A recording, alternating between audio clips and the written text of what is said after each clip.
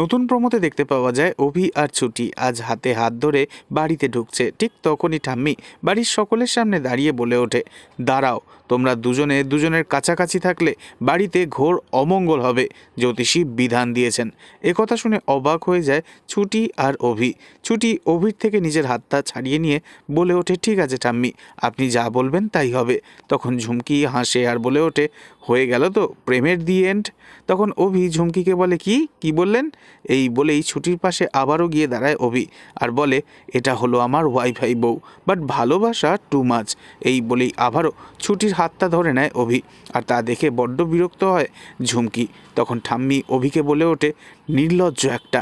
এরপরই ঝুমকি হাতে করে একটা কলা নিয়ে ছুঁড়ে দেয় ছুটির দিকে আর মনে মনে বলে, এবার আছাড় খেয়ে ঠ্যাং ভেঙে পড়ে থাক তুই। ছুটি বুঝতেও পারে না ঝুমকির এই চালাকি, তবে আচমকাই কলার খোসায় পা পড়ে স্লিপ খেয়ে গিয়ে ছুটি পড়ে যায় একেবারে অভির বুকে। আর এমনভাবে পড়ে ছুটি অভির গালে চুমুও খেয়ে নেয় সকলের সামনে। আর এই একটা দৃশ্য দেখে অবাক হয়ে যায় বাড়ির সবাই। আর ঠাম্মি ঝুমকি তারা দুজনে ভীষণ রেগে যায় ছুটির আর অভির ওপর। তবে কি হবে আগামী পর্বে, নেক্সট আপডেট জানতে এক্ষুনি সাবস্ক্রাইব করে আমাদের সাথেই থাকুন। ধন্যবাদ।